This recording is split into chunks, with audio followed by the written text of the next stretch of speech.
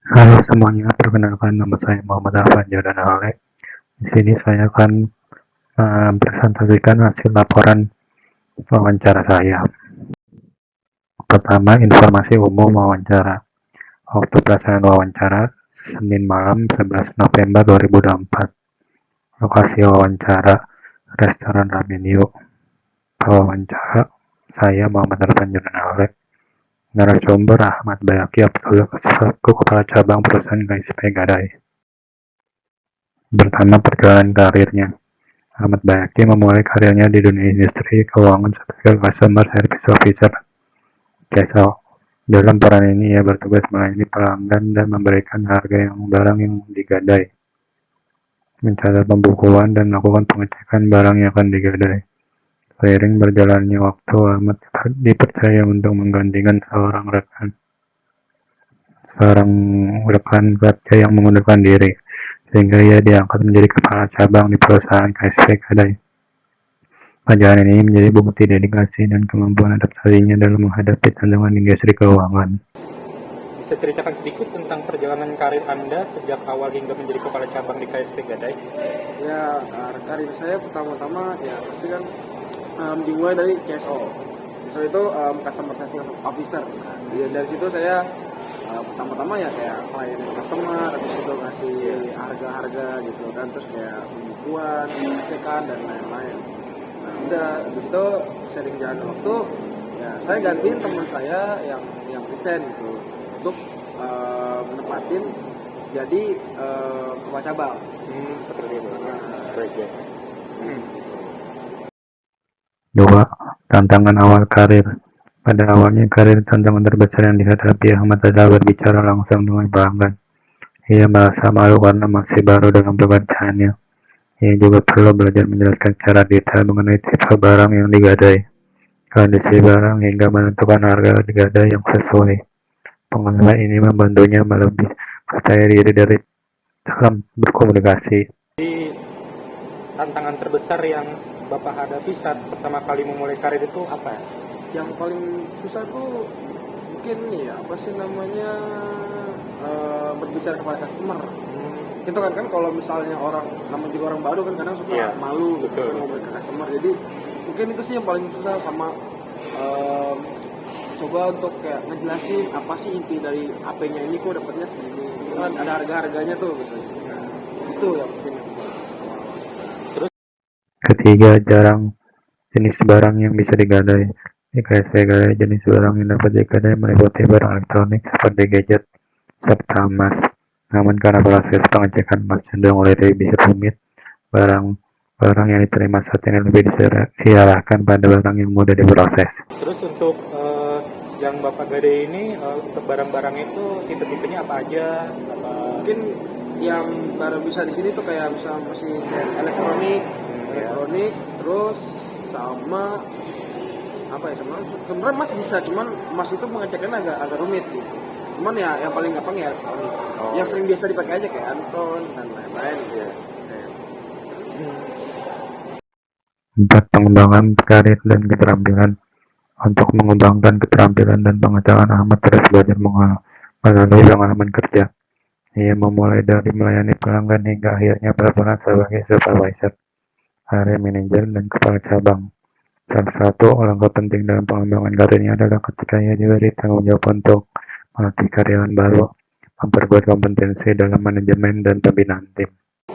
Bagaimana Bapak mengembangkan keterampilan dan pengetahuan Bapak selama perjalanan karir? Saya apa ya? Pertama pasti kan kayak diasah dulu gitu kemampuannya, ya kan? Iya. Kayak gitu. Terus lama-lamaan kayak tertantang lah gitu, mau coba lebih apa sih namanya, lebih dalam sih, kayak lebih ke atas gitu. Iya. Ke atas gitu. Penasaran gimana sih rasanya gitu, yang kayak mau jadi supervisor gitu, SPV area bisa kan, ada tuh kayak ngurus orang, apa namanya, orang baru, terus kayak SO barang, SO uang, ada gitu. 5. Jadwal kerja. Jam kerja Ahmad dimulai pukul 08 pagi hingga jam 20 malam, dengan durasi kerja 12 jam per hari.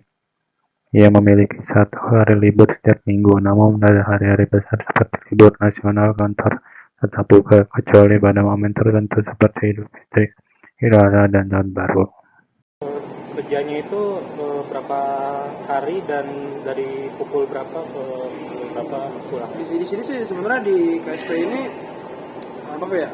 Dibilangnya tuh libur seminggu tuh cuma 1 kali. Dan itu di KSP itu kalau tanggal merah itu hari libur nasional tetap buka, cuman kadang ada beberapa momen yang harus tutup, kayak misalnya Idul Fitri, Idul Adha, atau Tahun Baru itu kita tutup. Terus untuk jam kerjanya itu dari jam 8 sampai jam 9, lebih jam 8 dari ketemu jam 8 lagi, 12 jam. Yang keenam, proses gadai barang. Proses pengadaan barang di KSP Gadai cukup sederhana. Pelanggan hanya perlu membawa identitas resmi seperti KTP, SIM, atau kartu keluarga. Setelah itu pelanggan diminta memberikan alamat tempat tinggal dan nomor kontak yang dapat dihubungi. Menggadai itu seperti apa prosesnya, Pak? Bisa dijelaskan tidak? Palingan prosesnya gampang sih, cuman kayak serahin identitas aja gitu, mau KTP atau SIM atau KK juga nggak apa-apa gitu. Udah cuma cukup itu aja sama nomor yang bisa dihubungin. Udah selebihnya paling ya udah itu doang, alamat yang bisa, alamat domisili yang sekarang. Sekarang. Ketujuh, proses penebusan barang. Untuk menebus barang yang telah digadai, pelanggan diwajibkan membawa surat atau nota gadai serta identitas asli pemilik barang atau wakilnya. Jika barang diambil oleh pihak yang mewakili, dokumen tambahan berupa identitas wakil tersebut juga harus dilampirkan. Terus untuk penebusannya, untuk pengambilan barangnya itu bagaimana nanti prosesnya lagi, Pak? Di sini penebusan barang itu cuman persyaratannya tuh harus ada surat atau nota gadainya plus sama KTP sama identitas gitu. Dan identitas yang bersangkutan sama identitas yang mewakilkan itu yang kalau diwakilin, tapi kalau yang orang aslinya tinggal bawa nota sama KTP aslinya aja. Barang yang melewati tenggat waktu. Yang kedelapan, barang yang tidak ditebus dalam jangka waktu yang telah ditentukan akan dikena denda. Jika pelanggan masih berniat menebus barang tersebut, denda tambahan akan dikenakan. Namun jika pelanggan tidak memberikan kejelasan, barang tersebut akan dilelang. Untuk melewati masa tenggat bayar itu akan gimana dengan barangnya, Pak? Paling antara terkena denda, kalau enggak dilelang. Jadi ada 2 fase. Kalau misalnya orang yang minta waktu gitu, terus juga orang yang yakin pengen bayar di waktu itu, mungkin itu bakal kena denda. Cuman kalau enggak, ya itu bakal dilelang. Berikut komentar yang berpengaruh.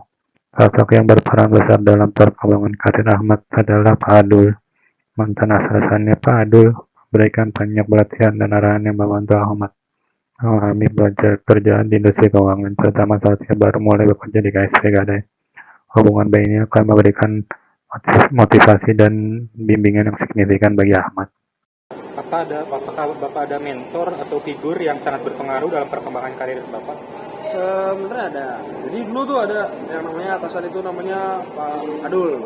Nah itu ya saya awalnya kayak cuman asing ya kan, karena kan saya juga di ambil training sama dia gitu. Terus udah tuh saya coba untuk ngobrol sama dia walaupun belum bisa takut kan, ngobrol dan akhirnya kena. Terus saya diberi apa sih namanya kayak arahan gitu untuk apa namanya jadi lebih baik lagi gitu, lebih upgrade lagi lah tata cara kerjanya gitu. Jadi ya bisa dibilang mentor saya sih gitu. Struktur jabatan di KSP Gadai.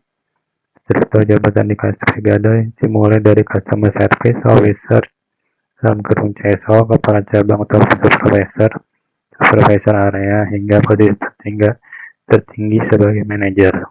Untuk selama ini Bapak sebagai Kepala Cabang, jadi jabatannya itu di perusahaan Bapak itu seperti apa aja rangkaian ini? Paling kan CSO, terus habis itu Kepala Cabang atau Supervisor, habis itu sama SPV area. Terus yang paling tinggi ada manajer juga, ada owner. Jadi 11. Durasi jabatan sebagai Kepala Cabang. Ahmad Bayaki telah menjabat sebagai Kepala Cabang di KSP Gadai sejak tahun 2023. Kepala Cabang sendiri Bapak sudah berkarir berapa lama? Saya itu jadi kepala cabang itu dari 2023. 2023. Sebuah saran untuk karir di Indonesia, di industri keuangan. Menurut Ahmad sendiri, industri keuangan menuntut ketelitian yang tinggi, terutama dalam administrasi dan pembukuan. Ia menyarankan calon pekerja di bidang ini untuk siap menghadapi resiko, termasuk kerugian finansial, dan memiliki mental yang kuat untuk mengelola tantangan tersebut. Apa Bapak ada saran bagi yang mereka mau memulai karir di industri keuangan? Ya mungkin orang-orang yang mau terjun ke dunia kerja yang tentang keuangan itu sebenarnya bisa-bisa aja, cuman kan pasti kan namanya keuangan pasti kan ada namanya minus kan. Nah jadi kuat-kuat aja sih di keminusan itu, tapi diusahain harus benar-benar teliti dah. Jadi harus teliti sama apa yang barang itu masuk, barang itu keluar, dan pembukuannya. Misalkan pembukuan tuh kalau misalnya di keuangan, jadi ya harus lebih teliti dan pokoknya harus fokus. Kalau meleng dikit itu bakal minus. Kalau di minus seperti mau nggak mau kita sendiri yang ngomong itu ya. 13. Pengalaman berkesan. Salah satu pengalaman yang berkesan bagi Ahmad adalah saat melatih karyawan baru. Melalui pengalaman ini, dia dapat berbagi ilmu, memperluas relasi, dan membantu rekan kerja baru untuk memahami pekerjaan mereka. Apakah Bapak ada pengalaman tertentu yang sangat berkesan selama bekerja di KSP? Pengalaman paling sih melatih anak baru. Kayak misalnya di toko ini ada sebuah cabang lah, terus ada anak baru, nah saya disuruh buat ngelatih. Nah, itu momen-momen yang paling seru gitu. Jadi berkenalan sama orang baru, terus bisa ngajarin hal-hal banyak gitu yang mungkin dari sebelum-sebelumnya belum diajarin, nah sekarang pas saya udah tahu semua diajarin. Seperti itu. 14. Keseimbangan waktu kerja dan kehidupan pribadi. Ahmad menjaga keseimbangan antara pekerjaan dan kehidupan pribadi dengan mengatur secara efektif sesuai kerja. Ia memprioritaskan untuk menjaga energi mengingat durasi kerjanya yang panjang. Bagaimana Bapak menjaga keseimbangan antara pekerjaan dan kehidupan pribadi? Ya palingan di pinter-pinter ngatur waktu aja sih. Saat waktunya pulang ya usahain itu mungkin istirahat lah gitu. Dan kita kan juga kerja tuh 12 jam. Cuma dari sisa waktu tuh masih sedikit, jadi pas sudah pulang itu dimanfaatin bener-bener. Kalau mau istirahat ya udah paling kasihlah waktu buat main sebentar atau istirahat lah, itu 1 jam atau 2 jam setidaknya ya tidur gitu. Soalnya kalau dipaksain buat melek terus ya nanti bakal keteteran, soalnya nanti juga lama jam kerjanya. 16. Hobi dan aktivitas di luar pekerjaan. Ahmad memiliki hobi traveling, terutama mendaki gunung untuk menikmati keindahan alam. Aktivitas ini memberikan penyegaran dari rutinitas pekerjaan yang monoton dan intens di kota.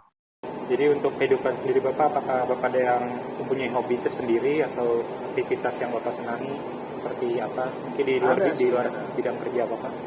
Ada ya, paling ini apa sih traveling, ya, naik gunung, terus ya ini sih itu paling seru sih, kayak naik gunung, kayak seru aja gitu ngeliat pemandangan. Kan bosan ngeliat capek lah ngeliat orang-orang mulu gitu kan, ngeliat apa sih kota-kota mulu, pengen nyoba lihat alam. Mungkin traveling lah hobi yang paling penting banget gitu. Yang ke-16. Rencana masa depan. Ahmad mengungkapkan bahwa ia berencana untuk mencoba bidang pekerjaan yang lain, terutama di industri food and beverage (F&B). Setelah lebih dari 2 tahun bekerja di industri keuangan, ia merasa tertarik untuk menjejaki tantangan baru di sektor yang berbeda. Untuk kedepannya Bapak, apakah ada cita-cita untuk mencari pekerjaan lain atau akan meneruskan jabatan lebih tinggi lagi? Sebenarnya udah lumayan juga, kan udah hampir 2 tahun lebih lah. Mungkin bakal ada rencana buat nyari kerjaan lain. Seperti itu. Apakah Bapak sudah tahu mau mencari pekerjaan seperti apa? Apakah di bidang keuangan lagi atau ingin cari kerjaan yang baru? Palingan sih nggak keuangan, tapi pengen nyoba di kayak F&B, yang itu palingan capek lah di keuangan. F&B yang lain gitu. Kesimpulannya yang terakhir, hasil wawancara ini menunjukkan bahwa Ahmad Fasyaki adalah seorang profesional berdedikasi dalam menjalankan tugasnya sebagai kepala cabang di KSP. Dari perjalanan karirnya memberikan gambaran tentang pentingnya pengalaman bimbingan dari mentor, dan kemampuan adaptasi untuk menghadapi tantangan di dunia kerja. Ahmad juga memiliki pandangan yang jelas mengenai perkembangan diri, keseimbangan hidup, dan rencana masa depannya. yang mencerminkan aspirasi seseorang individu yang berorientasi pada pertumbuhan dan perubahan positif. Sekian, terima kasih sudah menyaksikan.